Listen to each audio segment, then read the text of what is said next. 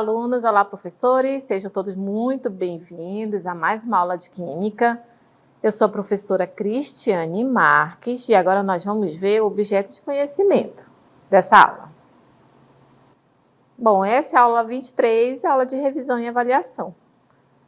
Então agora vamos para a nossa aula.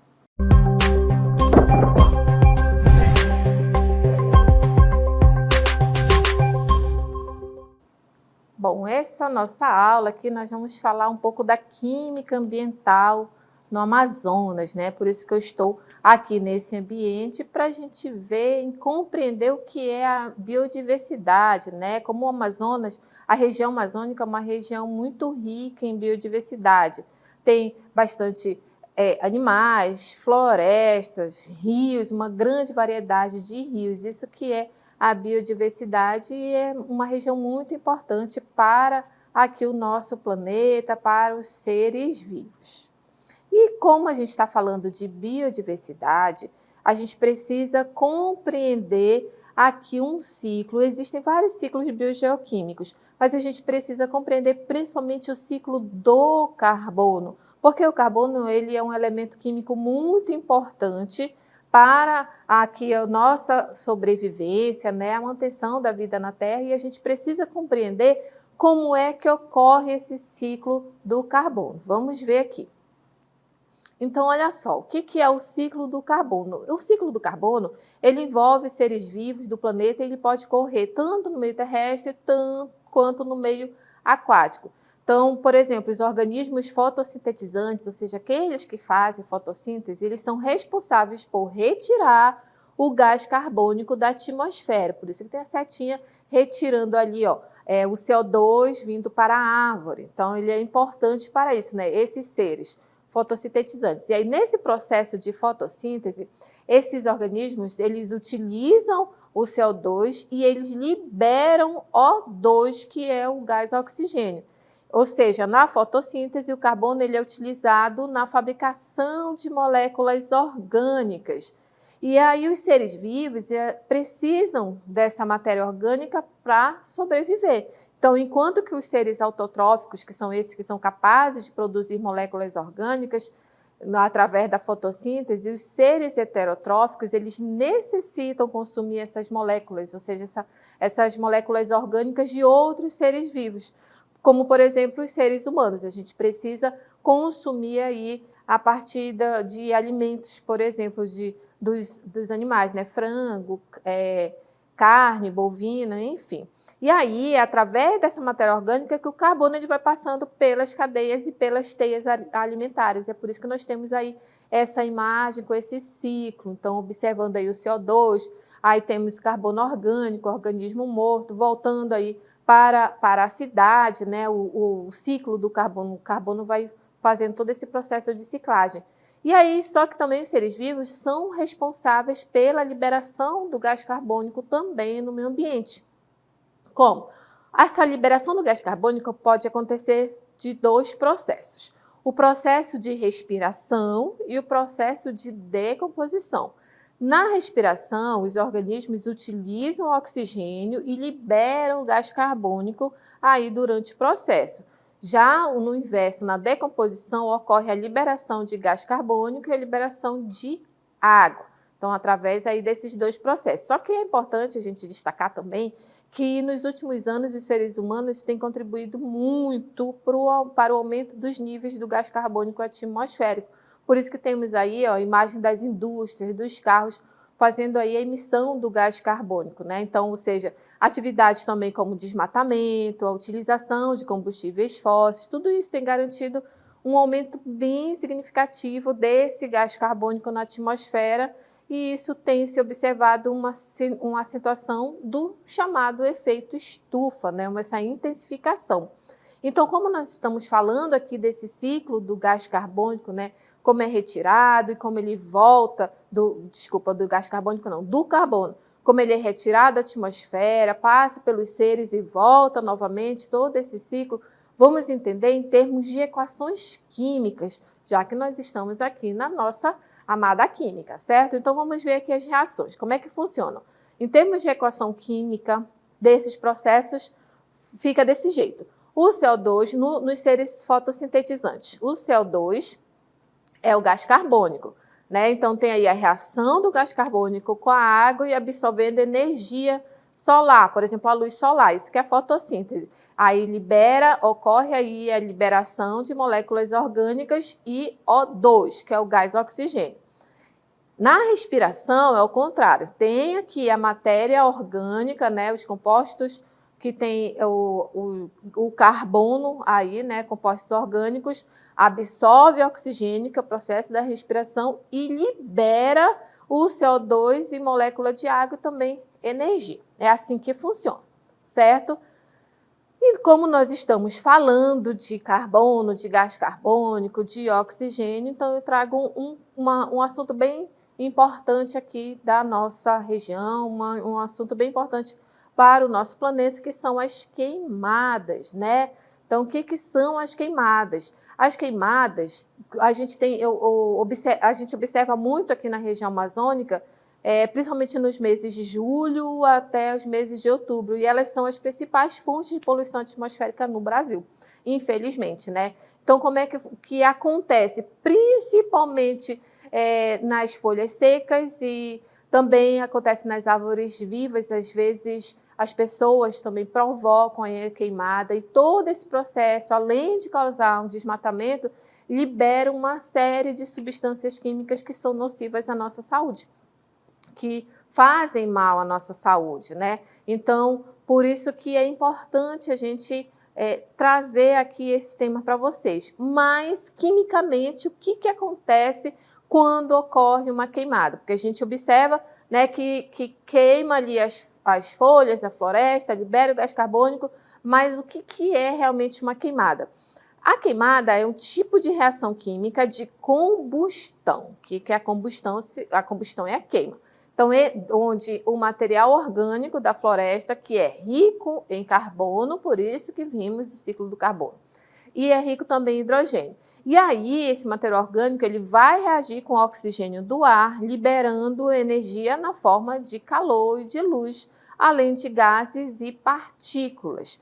Então, a combustão ideal poderia produzir o quê? O dióxido de carbono, que é o CO2, que é um gás de efeito estufa ali natural, mas acaba se intensificando com a queimada.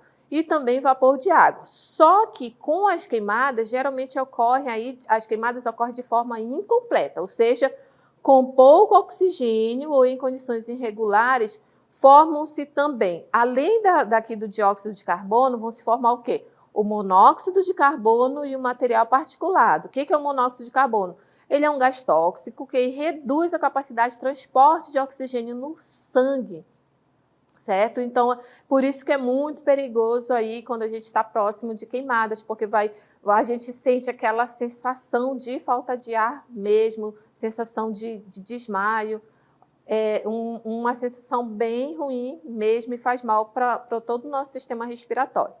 E também o material particulado. O que é isso? São pequenas partículas sólidas e líquidas que entram no sistema respiratório em decorrência da queimada. Além dessas substâncias, tem também os HPAs. O que são os HPAs? Hidrocarbonetos policíclicos aromáticos, que elas são substâncias cancerígenas que estão presentes na fumaça. Detalhe, os HPAs não estão presentes apenas nas fumaças das queimadas, também estão presentes nas fumaças aí do cigarro, na fumaça até daquele churrasquinho de domingo, que se você faz todo domingo ali e queima uma carne, de queimar mesmo, de torrar, isso faz mal porque libera aí HPA, que são esses hidrocarbonetos policíclicos aromáticos. Além também de óxidos de nitrogênio, que contribuem para a formação da chuva ácida e da poluição do ozônio troposférico. Ou seja, faz mal ali para a camada de ozônio. Ou seja, então não é simplesmente só ver a fumaça. Um processo de queimada não é simplesmente só ver a fumaça e a gente acha que não está acontecendo, além de matar ali a floresta. Faz muito mal para a gente por causa de todos esses compostos químicos que a gente acaba absorvendo também, ok? E agora que a gente já falou das queimadas, vamos falar um pouco das águas, né? As águas da Amazônia. Então, vamos ver aqui. Então, a composição química das águas na Amazônia.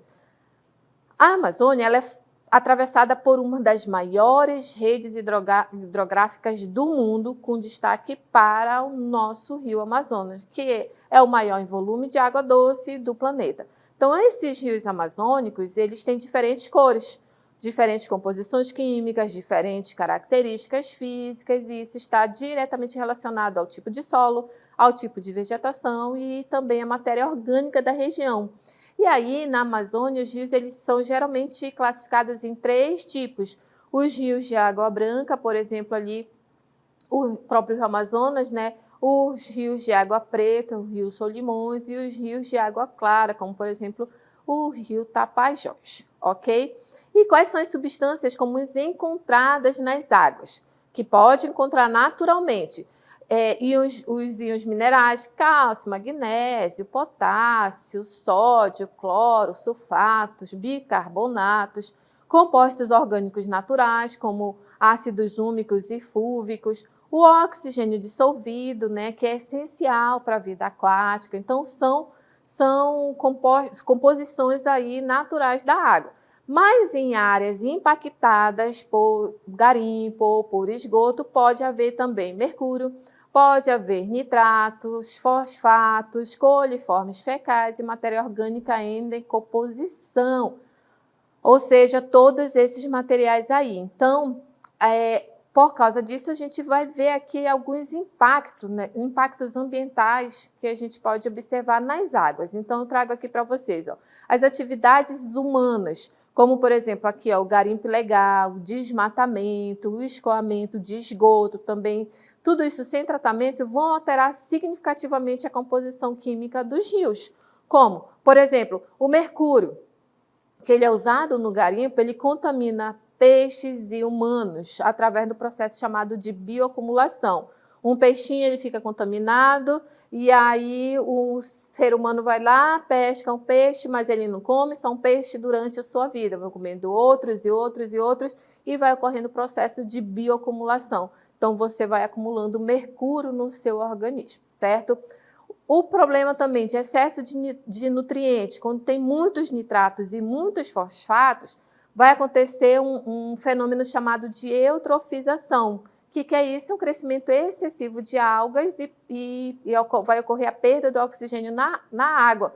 Então, quando tem muito fosfato e muitos nitratos, vai ocorrer assim uma camada ali no rio ou no lago, aquela parte verde, muitas pessoas já devem ter visto, um lago todo verde.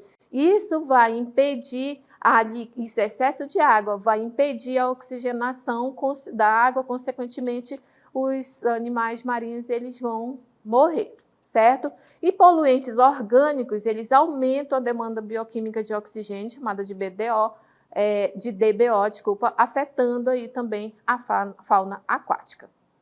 E já que comentei aqui sobre o garimpo, vamos ver o que é o garimpo. Né? O garimpo é a atividade de extração manual ou também semi-industrial de minerais como o ouro, que é geralmente realizada em leitos de rios, em áreas alagadas ou em solo superficial. Ok, mas aí o que é o garimpo ilegal? Né? O garimpo ilegal ocorre quando a extração desses minerais acontece sem licença, ou acontece em áreas protegidas, como as terras indígenas, ou em unidades de conservação, ou nas margens dos rios. E aí essa prática ela causa sérios danos ambientais, sociais e à saúde pública. E quais seriam esses impactos? Então, trouxe aqui alguns para vocês. Desmatamento e destruição da floresta, assoreamento de rios, ou seja, acúmulo de sedimentos, poluição da água e do solo, conflitos sociais, invasão de áreas protegidas, prejuízo para atividades sustentáveis como a pesca e a agricultura. Enfim, traz bastantes impactos ambientais e impactos sociais quando existe aí garimpo ilegal. Bom, já falamos aqui dos gases da floresta, das águas, e vamos falar agora sobre o lixo, né? Que o lixo é, sem dúvidas, um dos maiores problemas sociais da nossa atualidade. Isso quando a gente vê alguma área assim com lixo, a gente percebe ali a população acaba sofrendo com algumas doenças como cólera, desinteria, giardíase, leishmaniose, leptospirose, que é aquela doença que é causada pela urina do rato, né? Então, isso são algumas das doenças relacionadas ao lixo doméstico. Além disso, quando ocorre a destinação inadequada, pode ocasionar ali a poluição de mananciais, a contaminação do ar, assoreamentos também, ocorre aí a presença de vetores e também a presença de aves, não pode acontecer e acaba ocasionando aí colisões em aviões, problemas estéticos, né? Fica feio, né? A gente observar uma área assim, você passa até se afasta, vai lá para o outro lado da rua, porque por causa dos odores, enfim, também aí problemas sociais. Então, o lixo ele traz vários tipos de problemas também. Mas não existe só um tipo de lixo, tem algumas classificações. Então, vamos ver quais são essas classificações do lixo. O lixo é classificado de acordo com a sua origem. O lixo doméstico, né, que é ali da nossa região, da nossa casa, também do comércio, o lixo industrial, o lixo hospitalar, agrícola, o lixo eletrônico e o lixo radioativo. Então, essas daqui são algumas das classificações. E para combater aí toda essa produção de lixo, né, existem aí ações que a gente pode fazer para combater, para diminuir aí a produção de lixo, que são chamados de 5 R's, né, que é a questão da sustentabilidade. O que é a sustentabilidade? A sustentabilidade ambiental ela se refere ali à utilização de recursos naturais, sempre de forma responsável, e assim garante que não haja esgotamento desses materiais para as próximas gerações. Então, é por isso que tem aqui esses 5 R's. Então, o que seriam os 5 R's?